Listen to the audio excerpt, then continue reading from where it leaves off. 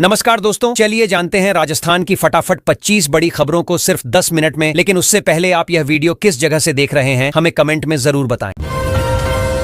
आज से राजस्थान में नई आबकारी नीति लागू हो गई है, जिसके बाद शराब और बियर की कीमतों में बढ़ोतरी देखने को मिल रही है। अब आम लोगों को हर बोतल पर थोड़ा ज्यादा खर्च करना पड़ेगा। सरकार का कहना है कि इससे राजस्व बढ़ेगा और नियंत्रण भी बेहतर होगा। आज से राजस्थान के कर्मचारियों के लिए नए टैक्स नियम लागू हो गए हैं। टैक्स ईयर सिस्टम के जरिए अब टैक्स भरने की प्रक्रिया को आसान बनाने की कोशिश की गई है। सरकार का मानना है कि इससे लोगों को रिटर्न फाइल करने में कम परेशानी होगी।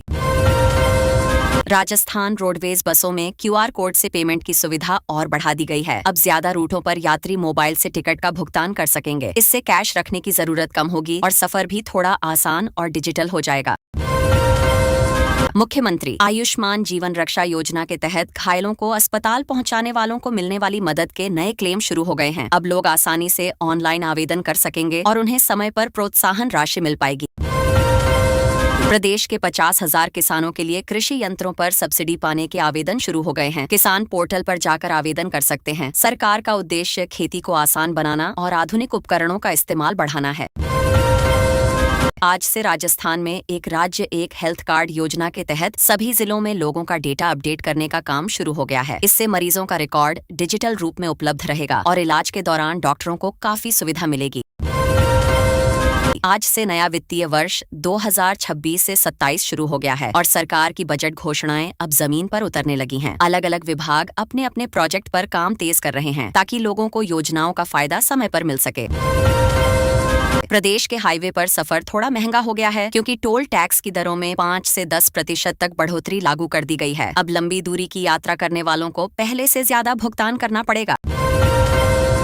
आज जयपुर सीकर और जयपुर किशनगढ़ हाईवे पर नई टोल दरें लागू हो गई हैं। कार और कमर्शियल वाहनों के लिए अलग अलग दरें तय की गई हैं। वाहन चालकों को अब टोल प्लाजा पर अपडेटेड रेट के अनुसार भुगतान करना होगा। गर्मी बढ़ने के कारण राजस्थान हाईकोर्ट और निचली अदालतों के समय में बदलाव किया गया है। अब सुबह 8 बजे से दोपहर 1 बजे तक ही सुनवाई होगी। इससे वकीलों और आम लोगों को गर्मी से कुछ राहत मिलने की उम्मीद है। सरकारी अस्पतालों में भी आज से OPD का समय बदल दिया गया है। अब मरीज सुबह 8 बजे से दोपहर 2 बजे तक डॉक्टर को दिखा सकेंगे। यह बदलाव खास तौर पर गर्मी को ध्यान में रखते हुए किया गया है। आज से प्रदेश के सरकारी और निजी स्कूलों में नया शैक्षणिक सत्र शुरू हो गया है। बच्चों की क्लास का समय भी बदला गया है ताकि तेज गर्मी से बचाव हो सके और पढ़ाई का माहौल बेहतर बना रहे। रणथंभौर नेशनल पार्क में आज से सफारी का किराया बढ़ा दिया गया है। अब पर्यटकों को पहले से ज्यादा पैसे देने होंगे। वन विभाग का कहना है कि इससे सुविधाएं बेहतर होंगी और वन्य जीव संरक्षण में मदद मिलेगी। रणथंभौर में सफारी के समय में भी बदलाव किया गया है। अब सुबह की सफारी 6 बजे और शाम की सफारी 3 बजे से शुरू होगी। इससे पर्यटक बेहतर समय में जंगल का अनुभव ले सकेंगे। जयपुर के आमेर किले में हाथी सवारी का समय अब सीमित कर दिया गया है। सुबह 7 बजे से 10:30 बजे तक ही यह सुविधा मिलेगी, ताकि हाथियों को गर्मी से बचाया जा सके और उनकी सेहत का ध्यान रखा जा सके। रेलवे ने टिकट कैंसिलेशन के नियमों में बदलाव किया है। अब 72 घंटे पहले टिकट रद्द करने पर ज्यादा रिफंड मिलेगा। इससे यात्रियों को राहत मिलेगी और वे अपनी यात्रा योजनाओं में बदलाव आसानी से कर सकेंगे। जयपुर मेट्रो के फेज 1D प्रोजेक्ट पर काम तेज हो गया है। मानसरोवर से अजमेर रोड तक विस्तार को लेकर नई प्रोग्रेस रिपोर्ट जारी की गई है। इससे शहर में ट्रैफिक कम करने की उम्मीद जताई जा रही है। मौसम विभाग ने पश्चिमी विक्षोभ के कारण जैसलमेर और बाड़मेर में धूल भरी हवाओं का अलर्ट जारी किया है। लोगों को सावधानी बरतने की सलाह दी गई है। खासकर बच्चों और बुजुर्गों को घर में रहने की हिदायत दी गई है। जोधपुर के एम्स में नई सुपर स्पेशियलिटी विंग का ट्रायल रन शुरू हो गया है। इससे मरीजों को बेहतर इलाज मिलेगा और उन्हें बड़े शहरों में जाने की जरूरत कम पड़ेगी। कमर्शियल LPG कनेक्शन की सिक्योरिटी डिपॉजिट में बदलाव के संकेत मिल रहे हैं। हालांकि अंतिम निर्णय जल्द लिया जाएगा, लेकिन इससे छोटे व्यवसायों पर असर पड़ सकता है। कोटा के चंबल रिवर फ्रंट पर समर शेड्यूल लागू कर दिया गया है। अब पर्यटक नए समय के अनुसार घूमने आ सकेंगे और शाम के समय ज्यादा भीड़ देखने को मिल सकती है। बीकानेर संभाग में नहरबंदी के दौरान पेयजल आपूर्ति के लिए नया रोस्टर जारी किया गया है। प्रशासन ने लोगों से पानी का सही उपयोग करने की अपील भी की है। उदयपुर की फतह सागर और पिछोला झील में बोटिंग का समय बढ़ा दिया गया है। अब शाम को ज्यादा देर तक पर्यटक बोटिंग का आनंद ले सकेंगे, जिससे पर्यटन को भी बढ़ावा मिलेगा। अजमेर शरीफ दरगाह में जायरीन की सुविधा के लिए नए ई रिक्शा रूट शुरू किए गए हैं। इससे भीड़भाड़ कम होगी और लोगों को आने जाने में आसानी होगी। राजस्थान पुलिस ने ऑपरेशन फ्लश आउट का अगला चरण शुरू कर दिया है। पूरे प्रदेश में नशा तस्करों के खिलाफ सख्त कार्रवाई की जा रही है ताकि अपराध पर नियंत्रण पाया जा सके। भरतपुर के केवलादेव नेशनल पार्क में पक्षियों के लिए पानी की नई व्यवस्था की जा रही है। गर्मी को देखते हुए यह कदम उठाया गया है ताकि पक्षियों को किसी तरह की परेशानी न हो। अलवर के भिवाड़ी में औद्योगिक इकाइयों के लिए नए उत्सर्जन मानक लागू कर दिए गए हैं। इससे प्रदूषण कम करने में मदद मिलेगी और पर्यावरण की स्थिति सुधरने की उम्मीद है। जयपुर नगर निगम ने सफाई व्यवस्था सुधारने के लिए नई बीट प्रणाली लागू की है। इससे हर इलाके में नियमित सफाई सुनिश्चित की जाएगी और शहर को स्वच्छ रखने में मदद मिलेगी। राजस्थान के सरकारी दफ्तरों में बायोमेट्रिक उपस्थिति को सख्त कर दिया गया है। अब कर्मचारियों को समय पर आना जरूरी होगा, जिससे कामकाज में पारदर्शिता और अनुशासन बढ़ेगा। राजस्थान माध्यमिक शिक्षा बोर्ड सुबह 10 बजे 12वीं के तीनों संकायों का रिजल्ट जारी। लाखों छात्र छात्राओं का इंतजार खत्म होने वाला है और सभी अपने भविष्य को लेकर काफी उत्साहित और थोड़ा घबराए हुए भी नजर आ रहे हैं। शिक्षा मंत्री मदन दिलावर आज ऑनलाइन पोर्टल के जरिए रिजल्ट जारी करेंगे, जिससे छात्र घर बैठे ही अपना परिणाम देख सकेंगे। इस बार बोर्ड ने रिजल्ट प्रक्रिया को पहले से ज्यादा आसान और पारदर्शी बनाने की कोशिश की है ताकि किसी तरह की परेशानी छात्रों को न झेलनी पड़े। आज राजस्थान में सोने की कीमतों में गिरावट देखी गई है। 22 कैरेट सोना 750 रुपए सस्ता होकर 1,36,040 रुपए पर पहुंच गया है, जिससे खरीदारी करने वालों के लिए यह थोड़ा राहत भरा मौका बन गया है। मुख्यमंत्री भजनलाल शर्मा ने राज्य की 1.22 लाख आंगनबाड़ी कार्यकर्ताओं के खातों में 1,000 रुपए की यूनिफॉर्म राशि ट्रांसफर कर दी है। इससे इन कर्मचारियों को आर्थिक राहत मिलेगी और उनका मनोबल भी बढ़ेगा, जो बच्चों की देखभाल में महत्वपूर्ण भूमिका निभाते हैं।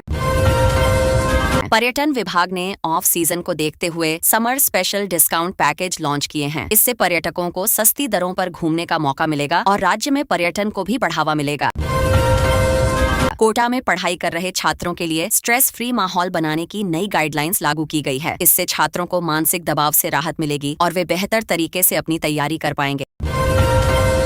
उदयपुर की झीलों का जलस्तर बनाए रखने के लिए देवास प्रोजेक्ट के अगले चरण की योजना पेश की गई है। इससे शहर की जल समस्या को काफी हद तक नियंत्रित किया जा सकेगा। राजस्थान पुलिस ने ऑनलाइन फ्रॉड रोकने के लिए साइबर सुरक्षा सप्ताह की शुरुआत की है। लोगों को जागरूक किया जा रहा है ताकि वे ठगी से बच सकें और सुरक्षित डिजिटल व्यवहार अपनाएं।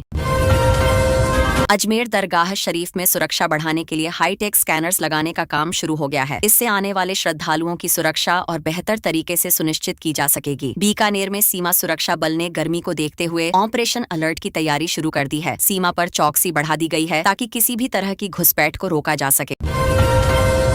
सरकारी स्कूलों में नए सत्र के लिए प्रवेश प्रक्रिया की रूपरेखा जारी कर दी गई है। इससे बच्चों के नामांकन में तेजी आएगी और ज्यादा से ज्यादा छात्र शिक्षा से जुड़ पाएंगे। झुंझुनू और सीकर में तांबे के नए भंडार मिलने की खबर के बाद सर्वे कार्य तेज कर दिया गया है। इससे खनन क्षेत्र में नई संभावनाएं खुल सकती हैं और रोजगार भी बढ़ सकता है। स्वास्थ्य विभाग ने हीट वेव से बचाव के लिए जिला अस्पतालों में विशेष वार्ड बनाने के निर्देश दिए हैं। इससे गर्मी से प्रभावित मरीजों को तुरंत इलाज मिल सकेगा। जोधपुर में पुरानी बावड़ियों के जीर्णोद्धार का काम शुरू किया गया है। इससे ऐतिहासिक धरोहरों को बचाने के साथ साथ पर्यटन को भी बढ़ावा मिलेगा। राजस्थान रोडवेज की बसों में नई टिकटिंग मशीनें लगाने की शुरुआत जयपुर से की गई है। इससे यात्रियों को टिकट लेने में सुविधा होगी और सिस्टम भी पारदर्शी बनेगा। सौर ऊर्जा को बढ़ावा देने के लिए रूफटॉप सब्सिडी योजना के आवेदनों की जांच शुरू हो गई है। इससे लोगों को सस्ती बिजली मिलेगी और पर्यावरण संरक्षण में भी मदद मिलेगी। धौलपुर और करौली में चंबल रिवर फ्रंट विकास के लिए तकनीकी टीम द्वारा करेगी। इस परियोजना से क्षेत्र में पर्यटन और स्थानीय विकास को नई दिशा मिलने की उम्मीद है। ग्रामीण इलाकों में इंटरनेट कनेक्टिविटी सुधारने के लिए डिजिटल राजस्थान प्रोजेक्ट के तहत नए टावर लगाने की सूची फाइनल कर दी गई है। इससे गांवों में भी बेहतर नेटवर्क सुविधा उपलब्ध हो सकेगी। राज्य सरकार ने आंगनबाड़ी कार्यकर्ताओं, सहायिकाओं और मिड डे मील रसोइयों के मानदेय में 10% बढ़ोतरी का ऐलान किया है, जो 1 अप्रैल से लागू होगा। इस फैसले से हजारों परिवारों को सीधा फायदा मिलेगा और लंबे समय से चली आ रही मांग को भी पूरा किया गया है। मुख्यमंत्री विकसित ग्राम वार्ड अभियान के तहत 15 मई तक सभी ग्राम पंचायतों में विकास का नया रोड मैप तैयार किया जा रहा है। इसका मकसद गाँवों को आधुनिक सुविधाओं से जोड़ना है, ताकि ग्रामीण इलाकों में भी शहरों जैसी सुविधाएं उपलब्ध हो सकें। जयपुर में आंगनबाड़ी केंद्रों को मजबूत बनाने के लिए स्मार्टफोन वितरण के दूसरे चरण की शुरुआत हो चुकी है। इससे कार्यकर्ताओं को डेटा अपडेट करने और बच्चों से जुड़ी जानकारी तुरंत साझा करने में आसानी होगी, जिससे पूरी व्यवस्था और ज्यादा डिजिटल और तेज बनेगी। 24 कैरेट सोने की कीमत भी 790 रुपये गिरकर 1,42,840 रुपये प्रति 10 ग्राम हो गई है। बाजार में इस गिरावट के बाद ज्वेलरी दुकानों पर ग्राहकों की हलचल बढ़ने की उम्मीद जताई जा रही है, खासकर शादी के सीजन को देखते हुए। आज प्रदेश के 16 से 17 जिलों में तेज बारिश और ओलावृष्टि का अलर्ट जारी किया गया है। मौसम विभाग ने लोगों को सतर्क रहने की सलाह दी है, क्योंकि अचानक मौसम बदलने से जनजीवन प्रभावित हो सकता है। पश्चिमी विक्षोभ के असर से जयपुर, जोधपुर और बीकानेर में धूल भरी आंधी चलने की संभावना जताई गई है। ऐसे में लोगों को बेवजह बाहर निकलने से बचने और सुरक्षित स्थानों पर रहने की सलाह दी जा रही है। आईपीएल को लेकर भी हलचल बढ़ गई है। राजस्थान रॉयल्स की टीम जयपुर के सवाई मानसिंह स्टेडियम में अभ्यास में जुट गई है। खिलाड़ी अपनी रणनीति मजबूत कर रहे हैं, ताकि अगले मुकाबले में बेहतर प्रदर्शन कर सकें और टीम को जीत दिला सकें। रबी की फसलों की कटाई के बीच बदले मौसम ने किसानों की चिंता बढ़ा दी है। बारिश और ओलावृष्टि से फसलों को नुकसान का खतरा है, जिससे किसानों को आर्थिक नुकसान उठाना पड़ सकता है।